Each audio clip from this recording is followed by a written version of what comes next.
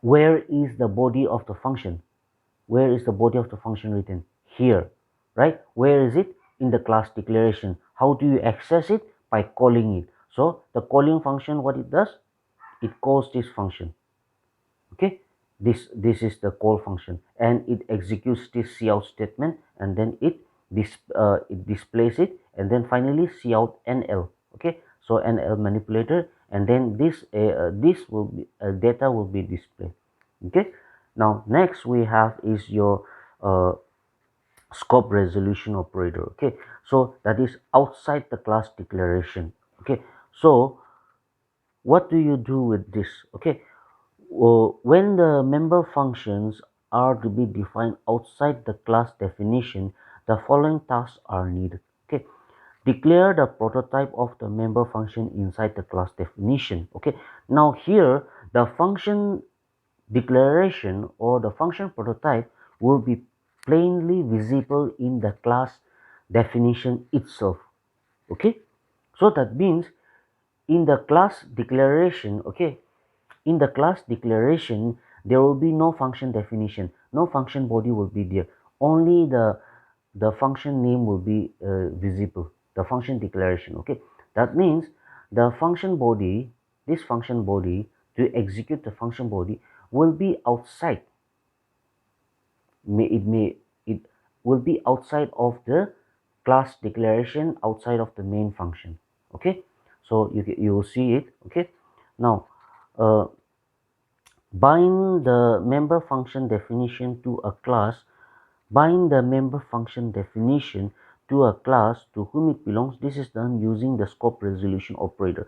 So this is why scope resolution operator is used. If the member functions, okay, is not is not defined in the, if is not defined in the class declaration, is not defined in the main function, then how will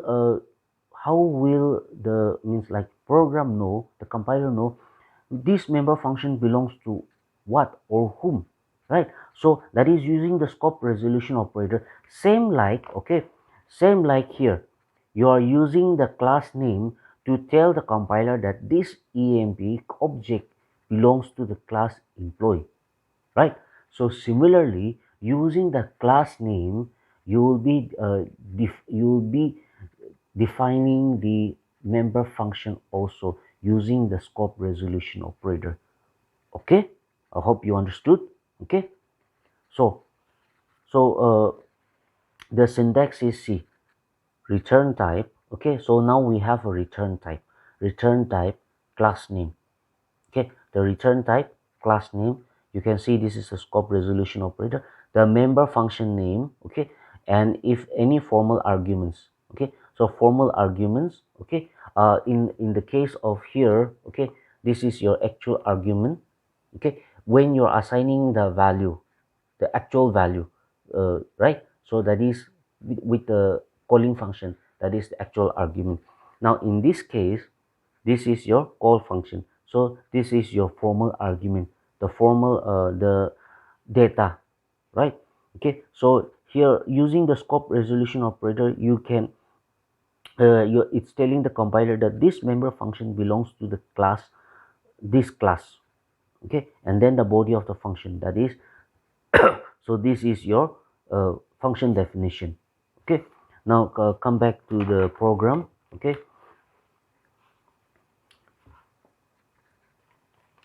I hope you can see this program.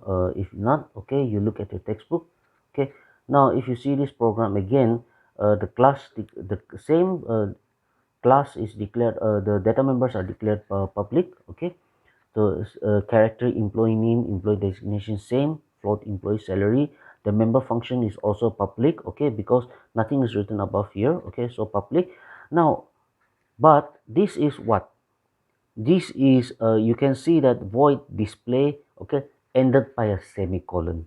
Okay, so now this is your function, member function declaration, as well as prototype declaration. Okay, so this signifies the return type, the function name, and then is there any parameters? No, right? Okay, so this is your function prototype declaration. So that means, what is the use of this function? That means this function body must be defined somewhere, so it is defined here, right? So when we come to the main function, okay, main function, so the class, the object has been created here, declared here, okay. Similarly, since it is public, okay, so using the object we are directly assigning the value to the employee code, okay. Similarly, employee name we are assigning, employee designation pgd computer, okay.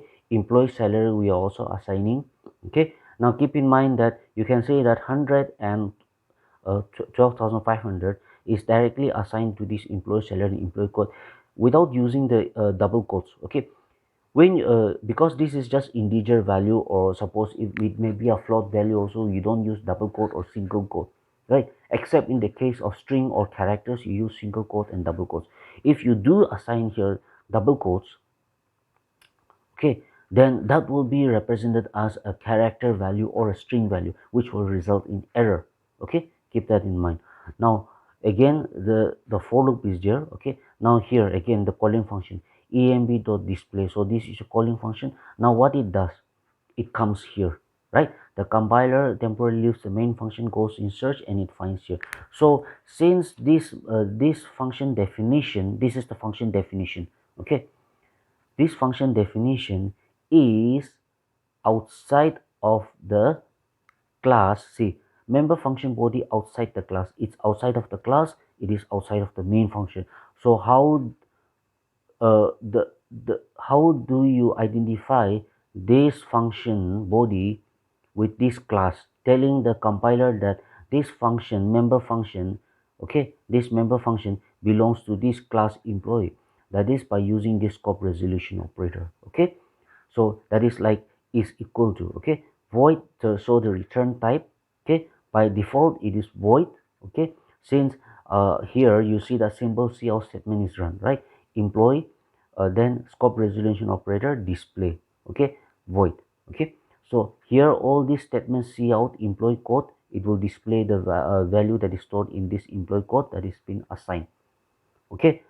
So it will display the employee name since the values has been assigned, right? Okay, so this way I hope that from these two programs you have understood the concept of objects and classes, okay. And then the access specifier, access specifier is in the next, okay. Data members, member functions, okay. Now you'll see that the other programs in this particular chapter, okay, all the programs are related one from the other, okay. So which makes it much more easier for you to understand, okay. And there, in every program there is some slight modifications, okay. One small modifications after the other, okay. We'll see this all step by step, okay. So in the next class I'll be discussing about this access specifier, okay.